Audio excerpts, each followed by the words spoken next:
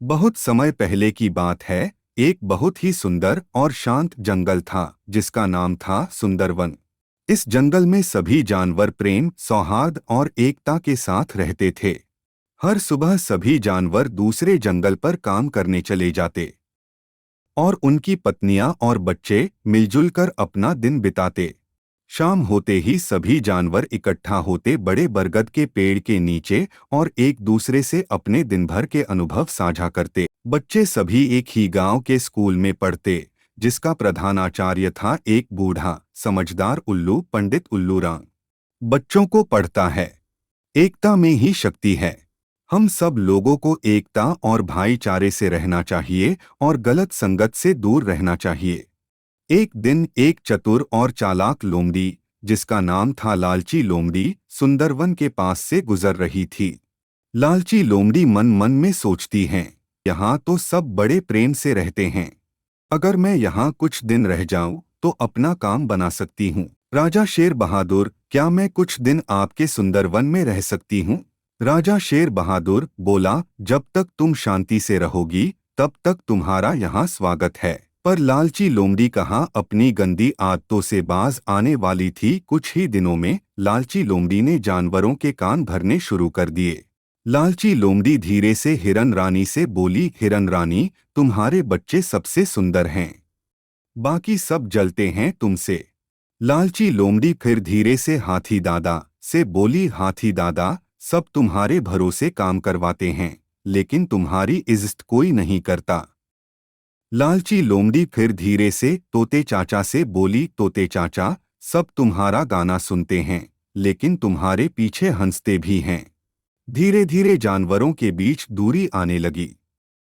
बरगद का पेड़ अब सुनसान हो गया। सांझ की बैठक बंद हो गई। साझा रसोई टूट गई और बच्चे भी अब अलग अलग खेलने लगे।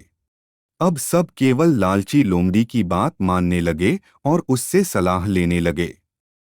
वो लोमड़ी सबको छोटे छोटे तोहफे भी देती थी। राजा शेर बहादुर को लगा, हमारे सुंदरवन में कुछ तो गड़बड़ हो रही है। राजा शेर बहादुर को यह सब बहुत अजीब लगने लगा। उन्होंने सोचा, इसका कारण पता लगाना जरूरी है।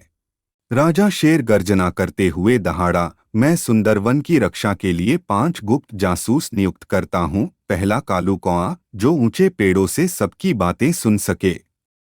दूसरी मीनू मछली, जो नदी के किनारे की सारी गुप्त बातें पकड़ सके। तीसरा गोलू चूहा, जो जमीन के नीचे चल रही हर हलचल की जानकारी लाए। चौथा हरिया कछुआ, जो नदी और जंगल दोनों की खबरें ध्यान से समझे और बताए। पांचवा लाटा बंदर, जो अपनी फुर्ती और चतुराई से हर जगह जाकर सबकी हरकतें देख सके। और फिर शुरू हुई सुंदरवन की सबसे बड़ी गुप्त जांच। कालू कौआ पेड़ों की ऊंचाई से हर फुसफुसाहट सुन रहा था। मीनू मछली पानी के नीचे भी कान लगाए रखती।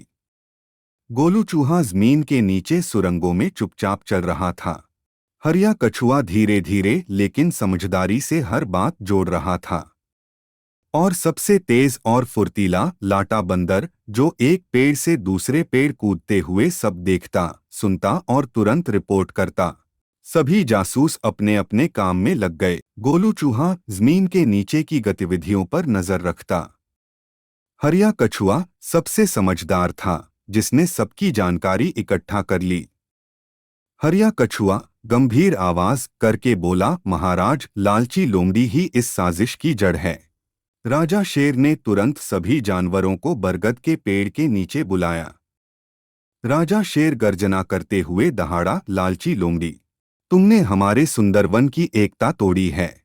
तुम्हें 10 मिनट के भीतर जंगल छोड़ना होगा। सभी जानवर एक साथ चिल्लाने लगे, जंगल छोड़ दो, जंगल छोड़ दो। और फिर सुंदरवन में फिर से खुशी लौट आई। साझा रसोई दोबारा शुरू हुई।